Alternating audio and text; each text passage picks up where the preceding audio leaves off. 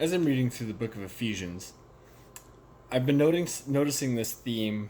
There's this portion in chapter 4. It talks about Christian living and the instructions on how to do so. And there's this portion that talks about conversation, how to speak to each other. And it says this: "Therefore, each of you must put off falsehood and speak truthfully to your neighbor, for we are all members of one body."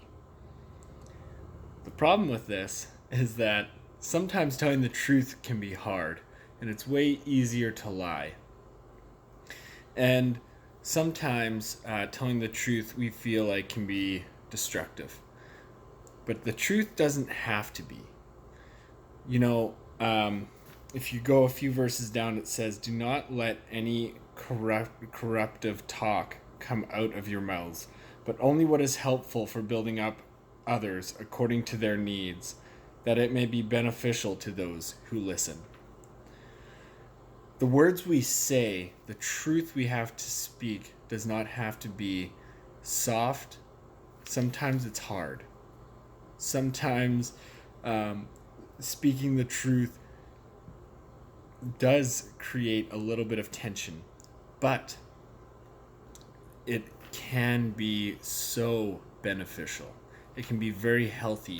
We need to know the truth of how we come across or how our relationships are going. And if people are lying to us about these things, we'll never learn. And so in the book of Ephesians, it basically is talking about how we're to build each other up with the truth. This does not have to do with nitpicking or trying to control people's thoughts by breaking them down or letting them know exactly what you think, but rather being careful with our words and choosing to speak in a way that encourages, uplifts, and builds people up, even if it is a hard truth that needs to be shared.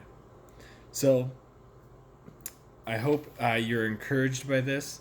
Let's speak the truth to one another, and let us call out the good that God has given each of us, because when we speak the truth of God's goodness over each other, the end result will be that we will feel blessed.